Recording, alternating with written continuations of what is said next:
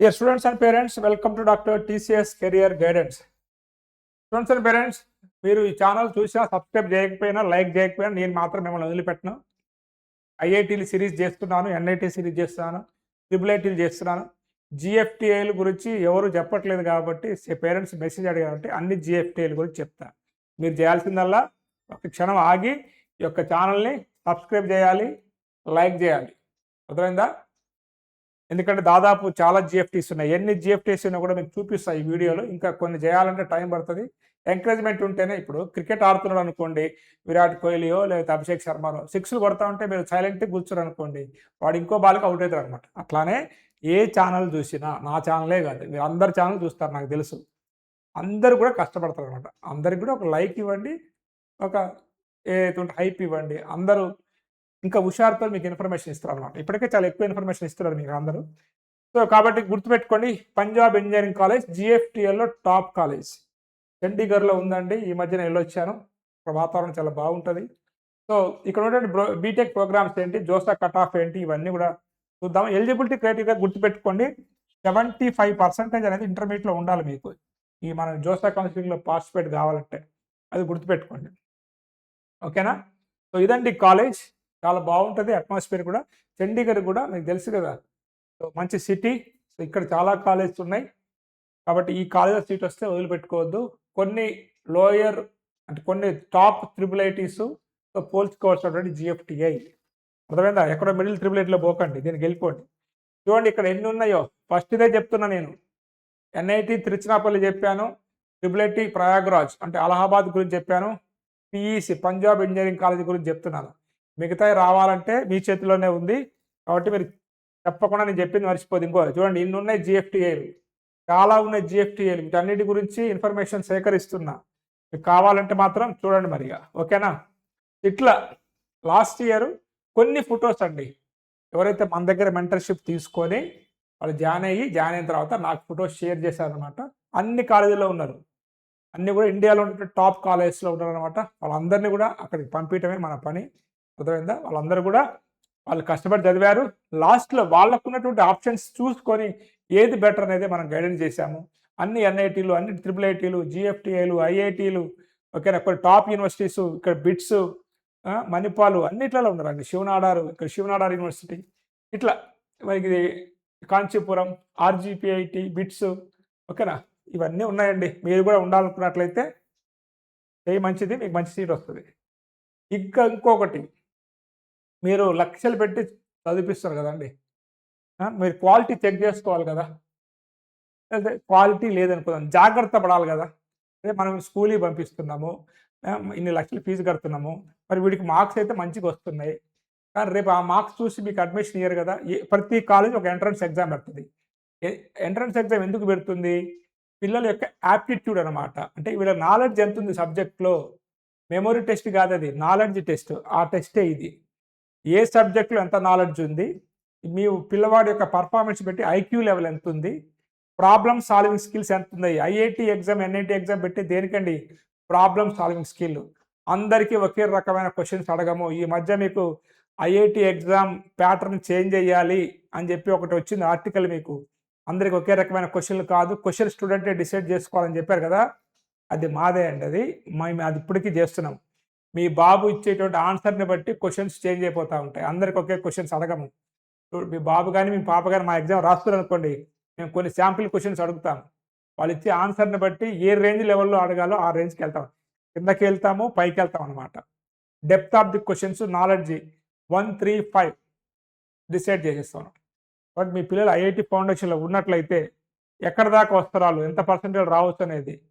ఎందుకంటే మీకు ప్రూఫ్ చెప్తా. పేరెంట్స్ నాకు 2-3 ఇయర్స్ బ్యాక్ మన దగ్గర టెస్ట్ రాసి ఇయర్ ఐఐటి మద్రాసులో చదువుతున్నారు, ఐఐటి హైదరాబాద్లో చదువుతున్నారు, బిట్స్ ప్లాన్లో చదువుతున్నారు.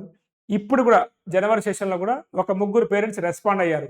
వాళ్ళకి 10th క్లాస్లో చెప్పా అంట, వీళ్ళు ఐఐటి కొడతారండి, మా 99% వస్తాయి, 98% 3 కొట్టారు, వాళ్ళు నాకు పంపించారు వాళ్ళది. అది కూడా మీకు చూపిస్తా. వాళ్ళ ఎగ్జామ్ రాసిన రిపోర్ట్ కూడా చూపిస్తాను మీకు. కాబట్టి మీరు కూడా మీ పిల్లల గురించి తెలుసుకోవాలనుకున్నట్లయితే వాట్సాప్ నెంబర్కి చూసుకోండి. ఇది ఫీజు 2500. ఇంక వాళ్ళు ఇంత యాక్యురేట్గా చెప్తున్నారు సార్ మీరు అంటున్నారు. ఇది ఈ సాఫ్ట్వేర్కి అయ్యే ఖర్చు అండి. ఏదో మీ దగ్గర 10,000 తీసుకొని లేకపోతే 25,000 తీసుకొని అట్లా చేయట్లేదు. అది ఆపరేట్ కావాలంటేనే అంత ఖర్చు అయిద్ది. ఆర్టిఫిషియల్ ఇంటెలిజెన్స్ సాఫ్ట్‌వేర్ కాబట్టి మీరు మీ పిల్లల గురించి తెలుసుకోవడానికి అది నేను పెట్టా అనమాట. ఓకేనా? సరే ఇంకా మీరు టైం వేస్ట్ చేయదలుచుకోలేదు. వెళ్ళిపోతున్నాను వీడియోలోకి. సో, పంజాబ్ ఇంజినీరింగ్ కాలేజ్ ఇది ఎప్పటిదో అండి. చాలా old college. Government college. So, చండీగఢ్‌లో ఉంది. అంత చండీగఢ్‌లో ఉన్నా గానీ వాళ్ళు చూడండి పాపం మనందరికీ అవకాశం ఇస్తున్నారు. మనకు ఉస్మానియా, జేఎన్‌టీయూ, ఆంధ్ర ఉంది. అవి అట్లనే ఉన్నాయి. ఇవి చూడండి ఏ రేంజ్‌కి ఎదిగిపోయాయో. మన దగ్గర ఫ్యాకల్టీనే రిక్రూట్ చేయట్లేదు. ఇంకా కాంట్రాక్ట్ వాళ్ళు వెళ్లి కోర్టులో కేసేస్తారు మళ్ళీ. మమ్మల్ని అట్లనే కంటిన్యూ చేయాలని చెప్పేసి. 101-150 ఉందండి. మళ్ళీ అంతే ఉందండి ఇప్పుడు గూడా. అయినప్పటికి కూడా ఎన్ఆర్ఎఫ్ ర్యాంకింగ్ పట్టించుకోకండి. ఇది నార్మల్ ప్రైవేట్ యూనివర్సిటీకి బిలో 100 ఉంటాయి కాబట్టి వాటిని పట్టించుకోకండి. అవన్నీ గ్రౌండ్‌లు, పేపర్‌లు చూసి ఇచ్చే ర్యాంకింగ్‌లు. 25 కిలోమీటర్స్ దూరంలో ఉంటుందండి. రైల్వే స్టేషన్‌కైతే 9 కిలోమీటర్స్ దూరంలో ఉంటుంది. కాబట్టి మీరు ఏం లేదండి పిల్లగాళ్ళకి ఒక ఫీజు ఒక ఒక 1,00,000 ఎక్కువ కట్టామనుకోండి. ఎయిర్‌పోర్ట్‌లో ఎక్కించి పంపించండి. పిల్లగాళ్ళు చదువుకుంటారు హ్యాపీగా. ఓకేనా అమ్మ? ఏరోస్పేస్ ఇంజినీరింగ్ చాలామంది అడుగుతున్నారు. ఏరోస్పేస్ ఐఐటీల్లో, ఎన్ఐటీల తర్వాత ఎక్కడైనా ఉందంటే ఇక్కడ ఉంది. చూసుకోండి ఏరోస్పేస్ ఇంజినీరింగు. కొంత స్పేస్ టెక్నాలజీ మీద నాలెడ్జి అంటే ఇంట్రెస్ట్ ఉన్న వాళ్ళు ఇంట్రెస్ట్ ఉంటే సరిపోతే ఫిజిక్స్ బాగా రావాలి. టఫ్ ఉంటుంది ఏరోస్పేస్ చూసుకోండి. దానికి సంబంధించిన cut off open EWS, SC, ST. ఓబీసీలో లేవు ఇక్కడ సీట్లు. గుర్తుపెట్టుకోండి. ఓకే. ఓపెన్‌లో కొట్టుకోవటమే మీరు. నెక్స్ట్ ఇంకా సివిల్ ఇంజినీరింగ్ ఉందండి. సివిల్ ఇంజినీరింగ్‌కి సంబంధించినటువంటి కట్ ఆఫ్ ర్యాంక్ అనమాట. ఓపెన్ అయితే general rank. EWS, SC, ST ranks వచ్చేసి ఇవి ఏ ర్యాంక్స్ అవి? Category ranks. నెక్స్ట్ ఇక్కడ ఏదో మరి ఓబీసీ అంటే ఇంత కోపం ఎందుకు మరి కాదు సీట్లు ఇవ్వలేదు. కంప్యూటర్ సైన్స్ అండ్ ఇంజినీరింగ్ తీసుకున్నట్లయితే ఇక్కడ కూడా మీరు కట్ ఆఫ్ ర్యాంక్స్ మీరు చూసుకోండి. ఓకేనా? నెక్స్ట్ ఇంకా మనం వేరే బ్రాంచ్ తీసుకున్నట్లయితే ఎలక్ట్రికల్ ఇంజినీరింగ్‌లో కూడా కట్ ఆఫ్ ఇచ్చాను. ఒకసారి మీరు చూసుకోండి ఎలక్ట్రికల్ ఇంజినీరింగ్‌లో. ఎలక్ట్రికల్ ఇంజినీరింగ్ తర్వాత నెక్స్ట్ వచ్చేసి మనకి electronics and communication engineering opening rank ఇచ్చాను, క్లోజింగ్ ర్యాంక్ ఇచ్చాను. చూసుకోండి ఒకసారి. 2 సేమ్ ఉన్నాయంటే సీట్లు తక్కువ ఉన్నట్టు, కొంత డిఫరెన్స్ ఉందంటే ఎన్ని ఉన్నాయి సీట్లు మీరు చూసుకోండి. నెక్స్ట్ ఎలక్ట్రానిక్స్ అండ్ కమ్యూనికేషన్ తర్వాత ఎలక్ట్రానిక్స్ ఇంజినీరింగ్ విఎల్ఎస్ఏ డిజైన్ అంటే స్పెషలైజేషన్ అనమాట. ఈసీలో మంచి బ్రాంచి. అక్కడ కూడా మీరు చూడండి. దీని తర్వాత మనకి ఉన్నటువంటి బ్రాంచ్ తీసుకున్నట్లయితే మ్యాథమెటిక్స్ అండ్ కంప్యూటింగ్. చాలామంది పేరెంట్స్ అడుగుతున్నారు ఈ బ్రాంచ్ కావాలి సార్ అని చెప్పేసి. ఎందుకంటే ఈ బ్రాంచ్ని చాలామందికి ఐడియా లేకపోతే 4 ఇయర్స్ నుంచి చెప్తాను తీసుకోండి మంచి బ్రాంచ్ అని. Mathematics and computing CSC sub branch అనమాట. నెక్స్ట్ మెకానికల్ ఇంజనీరింగ్ సంబంధించినటువంటి closing rank, opening rank. Closing rank చూసుకోండి. అది 6th రౌండ్ కట్ ఆఫ్ అనమాట. Next metallurgical and material science engineering. కొంత మనకి ఈ బ్రాంచ్ గురించి కొంత పాజిటివ్గా వినపడతా ఉంది ఇప్పుడు. కాకపోతే ఫిజిక్స్ బాగా వచ్చి ఉండాలి మీకు. కెమిస్ట్రీ, ఫిజిక్స్ కొంచెం ఉంటే దీని జోలికి వెళ్ళండి. గేట్ ఎగ్జామ్ రాసి క్వాలిఫై అవుతాము అన్నప్పుడే కొంచెం చూడండి అనమాట. ప్లేస్మెంట్స్ అనేది చాలా టఫ్ సక్సెస్ కావడం అనేది. Next production and industrial engineering mechanical sub branch. దానికి సంబంధించినటువంటి కట్ ఆఫ్ కూడా ఇక్కడ మీరు చూసుకోండి. అదేవిధంగా మీకు ఆర్టిఫిషియల్ ఇంటెలిజెన్స్ అండి. సిఎస్సి విత్ ఆర్టిఫిషియల్ ఇంటెలిజెన్స్ సంబంధించినటువంటి cut off rank, opening rank, closing rank ఇచ్చాను. క్లోజింగ్ ర్యాంక్ అనేది మీరు చూసుకోండి. ఓకేనా? ఇక్కడ ఒక సీటే ఉందన్నమాట. ఓకే. నెక్స్ట్ వచ్చేసి మనకి సిఎస్సి విత్ డేటా సైన్స్ కూడా ఇచ్చారు. దానికి సంబంధించినటువంటి కట్ ఆఫ్ ర్యాంక్ కూడా మీరు చూడండి.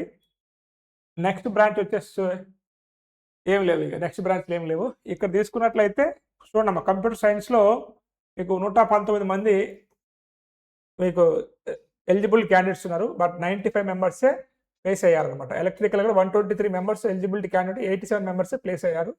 చూడండి కొంత ఏంటంటే ఎలిజిబిలిటీ ఉంది కానీ ప్లేస్ కాలేదంటే అర్థం ఏంటంటే స్కిల్స్ తక్కువ ఉన్నాయని అర్థం అనమాట.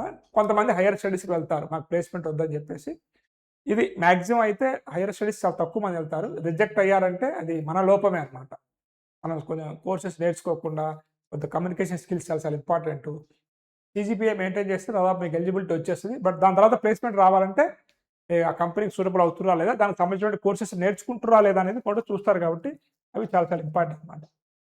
ఇక మనం ప్లేస్మెంట్స్ గురించి మాట్లాడితే ప్లేస్మెంట్ పర్సంటేజ్ అనమాట. ఇక్కడ చూడండి కంప్యూటర్ సైన్స్లో 79% ప్లేస్ అయ్యారు. ఎలక్ట్రికల్లో 70%, ఎలక్ట్రానిక్స్లో 68%, మిగతా వాటిలలో కూడా 62, 38, 41 అట్లా ఉందన్నమాట. ఏరోస్పేస్ ఇంజనీరింగ్లో అయితే 41% ఉంది. చెప్పాక కొంచెం ప్లేస్మెంట్స్ తక్కువ ఉంటాయి. అదేవిధంగా హయ్యర్ స్టడీస్కి మీరు ఫారెన్ వెళ్ళాలి. మీడియం ప్యాకేజ్ వచ్చేసి మీకు 12, 13, 11, 14, 12, 14, 11, 12 ఉందన్నమాట. అంటే అబోవ్ 11, 12 లాక్స్ ఉంది. సో కంప్యూటర్ సైన్స్‌లోనే కొంచెం మీడియం ప్యాకేజ్ ఎక్కువ ఉంది. ఏరోస్పేస్‌లో కానీ మిగతా అన్నిటిలో కూడా 11, 12 అలా ఉందన్నమాట మీడియం ప్యాకేజ్. ఓకేనా? మీడియం ప్యాకేజే ఇస్తున్నాను. యావరేజ్ ప్యాకేజ్ ఇయ్యట్లే మీకు. అదేవిధంగా హైయెస్ట్ ప్యాకేజ్, మీడియం ప్యాకేజ్ మళ్ళీ ఇక్కడ ఇచ్చాను. హైయెస్ట్ ప్యాకేజ్ చూసుకున్నట్టయితే సిఎస్సిలో 58 లాక్స్ ఉంది. ఎలక్ట్రికల్‌లో 52 లాక్స్ ఉంది. ఎలక్ట్రానిక్స్‌లో 42 లాక్స్ ఉంది. ఏరోస్పేస్‌లో, సివిల్‌లో 20 లాక్స్ ఉంది. మెటలర్జికల్‌లో కూడా 20 లాక్స్ ఉంది. మెకానికల్ 20 లాక్స్ ఉంది. ప్రొడక్షన్ అండ్ ఇండస్ట్రీలో 20 లాక్స్ ఉంది. చూసారా? బ్రాంచ్ కాదు. మీరే ముఖ్యం అక్కడ. కాబట్టి నిన్ను నమ్ముకో. తర్వాత బ్రాంచ్‌ని నమ్ముకో. ఓకే. సో ఇవ్వండి కంపెనీస్ మీ అందరి కోసం. మీకు అర్థమైందా? మీకోసం వస్తాయన్నమాట ఈ కంపెనీలన్నీ కూడా. ఈ నాలెడ్జ్‌ని తీసుకొని మీకు ప్లేస్మెంట్ ఇస్తాయన్నమాట. చూడండి ఇవన్నీ వస్తున్నాయి కంపెనీస్. ఏ కంపెనీ కావాలో మీరే సెలెక్ట్ చేసుకోండి. ఇవన్నీ కూడా సీనియర్ సలహాలు తీసుకొని చేసుకుంటూ ఉండండి. చూడండి చాలా కంపెనీస్ వస్తున్నాయి. గవర్నమెంట్ కంపెనీస్ కూడా ఉన్నాయి ఇక్కడ. కొన్ని యూనివర్సిటీస్ కూడా వస్తున్నాయి. బిహెచ్ఎల్ ఉంది, పవర్ గ్రిడ్ ఉంది, హాల్ ఉంది. వామ్మో! ఇలాంటి కంపెనీలు రావాలంటే డిఆర్‌డిఓ, బెల్, మామూలు ఇవ్వండి. మంచి మంచి కంపెనీస్ వస్తున్నాయండి. జొమాటో ఉంది, పేటీఎం ఉంది, హైక్ ఉంది, ఎల్‌పి యూనివర్సిటీ కూడా వస్తుందన్నమాట. ఎందుకంటే ఫ్యాకల్టీ కోసం శారదా యూనివర్సిటీ. చూడండి ఇవి కూడా వస్తున్నాయి మీకు. ఇక్కడ చదవాలంటే మీకు ఫస్ట్ సెమిస్టర్‌లో 1,13,000 ఫీజు కట్టాలి సెమిస్టర్‌కి. దాని తర్వాత కొంచెం తగ్గిద్ది. ఎందుకంటే వన్ టైమ్ ఫీజులు పోతాయి. అదేవిధంగా ఇక్కడ మీకు హాస్టల్ ఫీజు ఒక 6,000 ఉంటుంది. హాస్టల్ చార్జెస్ ఇది రిఫండబుల్. ఇది 72,000 ఉంటుందన్నమాట. తక్కువే ఉంటుంది. మీకు ఏదైనా ఒక 10, 12 లాక్స్‌లో అయిపోద్దన్నమాట. ఇది ఫీజెస్ గురించి.